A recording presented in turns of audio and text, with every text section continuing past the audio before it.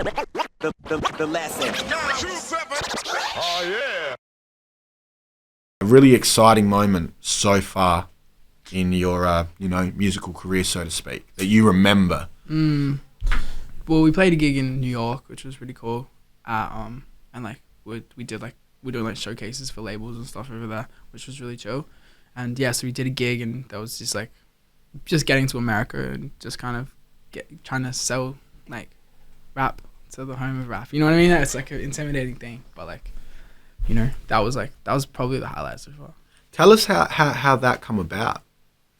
I don't really know, but like I think there was a few labels that were interested in us over there, and Touchwood, and we're about to finally sign a deal over there, which is cool. So yeah, that we just ended up going and doing showcases, which is like you perform to a room full of executives and nothing else. So you hired a venue in the middle of the day, and it's empty, and they stand there at the back, and you just play like it's a gig, and they're all like think they're big wigs and shit. So it's like pretty intimidating. And then and we were super jet lagged, and I'd never been to America. I was always like, I won't travel overseas until rapping takes me overseas, kind of thing. So it was sick to be able to, have that come true. And that's actually gone quite well, as you said. They're considering, or you're about to sign some sort of deal. Yeah. Oh wow, that's crazy, man. Yeah, it's cool. That's Definitely cool. One thing I noticed, man, is the ladies love your music all day. Any sort of like wow moments in terms of ladies in the crowd? Yeah, we've had a couple chase downs. When people get to the gig a bit early, they're there at 8 o'clock in the morning, and you just drive past and you go, whoa, what are they there for? And then you walk in and they've been there the whole day. Like, that's pretty trippy.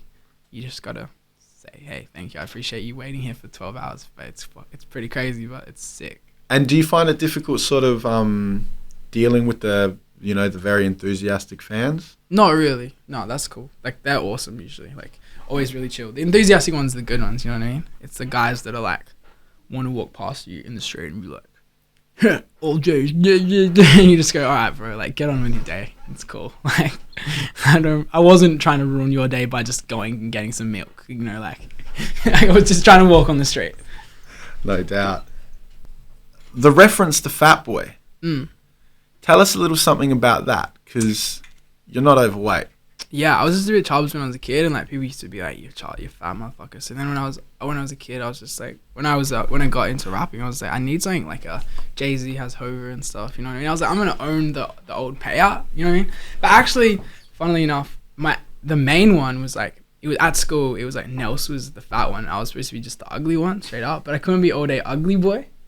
So I had to be all day chubby boy. But they used to be like, yeah, that's dialect. There used to be sarcastic language at our school. So it used to be like, they'd say to Nelson, you'd win the race because he was chubs. And they'd be like to me, you're a model because I was ugly.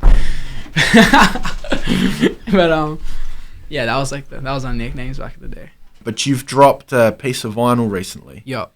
Tell us a little bit about that. It's just my last album, so it's double vinyl. There's like a pink, there's a pink see-through one, a clear see-through one. If you collect vinyl, you don't have to have a record player. Like, you just bring a girl back home, you've got vinyl, she thinks you're dope, show her the vinyl, and then you're in, Like, that's important to know that. Has that worked for you in the past? Hell yeah, that's worked for me in the past. When I was 19, I got a vinyl collection. I didn't have a record player in sight. Vinyls on vinyls. The ladies like vinyl. Yeah. Apparently. Okay, so your first full-length album release came out last year. Yeah. So all right. Yeah. Now, how many tracks on that release?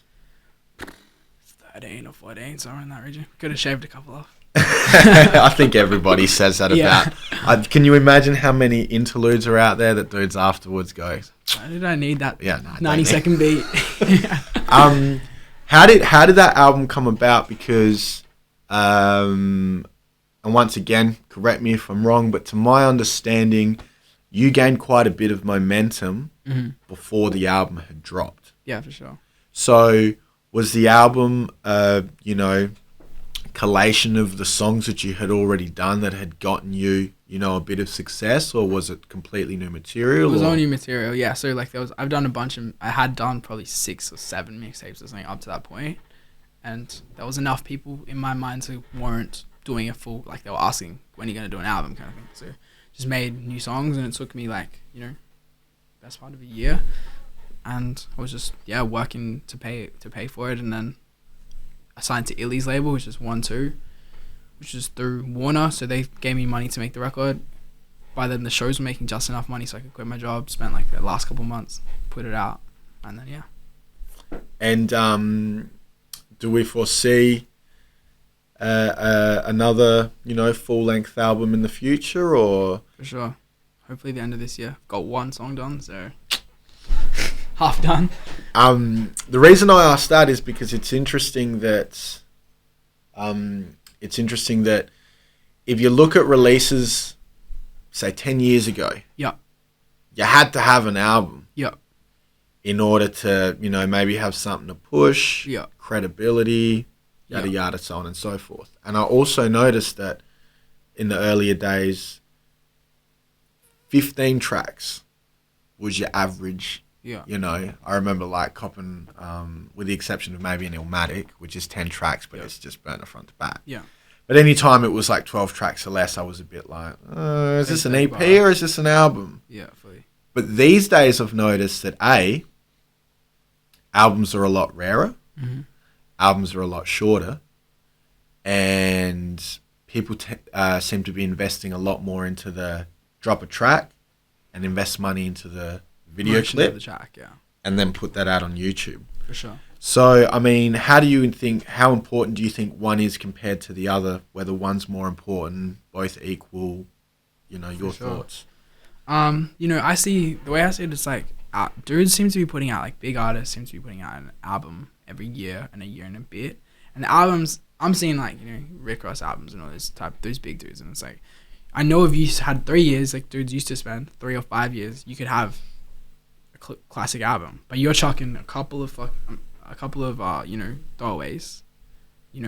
of burners, a couple of whatevers, and then you've got the album out. So I think it's just more about the frequency that's important. For me, I was never really the one song guy. For my core fans, I was never like this is the jam, and then like forget about the rest of his stuff. For my core fans, it's like this whole thing, this whole journey, like, it's in the earphones. It's like 60 minutes of listening. You know what I mean? That's where the actual fun experience is in listening to my music. So like, I'm always going to put out long projects that are thought through. And, that's, for me, that's like my bread and butter kind of thing. Something that just popped into mind, and it was one of the songs, probably the song that caught my attention the most of yours. Yeah. Probably because I DJ. Yeah. Is that song, I don't know if that's the name of the song or just the hook, but you always know the DJ, yeah. Yeah. Okay. Tell us a bit about the thought process behind that song and the reason behind that song. I just kind of wanted to put a nice spin on, like, it was kind of like a story about you caring for someone that was like a certain type of girl, but like saying it in a way that it like kind of captures the fragility of that person, rather than that person would usually be considered like a bad girl, or like when like one of those sassy hot girls that everyone thinks is like fierce and unbreakable and stuff. So that I was trying to capture the fragility of that girl kind of a little bit more. Would you say that your fan base ranges from, I mean, obviously it ranges from young to old. Do you think the majority of your fan base is over 18, under 18, male or female? I mean, it's... Well, weirdly enough, like, if I was going to ask, like, I've done it because you can see on Facebook. So if I was going to ask myself, I would go, I don't know, like, it seems like a lot of girls and, like, teenage girls. But it's, like, 18 to 24 males on Facebook is, like, the most. So that's, like, 18 to 24-year-old dudes by far, like, 60% or something. Yeah, right. Yeah. Interesting. And what do you, I mean, can you pinpoint anything in particular that you can accredit that to? Maybe the fact that I'm male in the 16 to 24 age bracket. So maybe some of, my songs relate to guys, well, I'm a guy, like I hope they do. Yeah. You know what I mean? I'm not writing songs from the perspective of a girl. So yeah, it's seems like a pretty logical. Seems pretty logical. I don't know. Yeah, it's interesting though to watch the Facebook analytics. You've got a little ritual before you go on stage. Yeah. I kiss my tour manager on the head. We all do. He's got a bald head, so we kiss him on the head. I don't know. I think he suggested that too. I think he suggested it. I think he had that plan. But it sucks because he's actually quitting at the end of this tour because he's got a real job. So we're gonna have to find another tour manager with a bald head who loves being kissed by 3 men. Yeah, send your resumes. Interesting that, because that wasn't actually the rich. Oh damn! Damn, I fully let the cat out of the bag.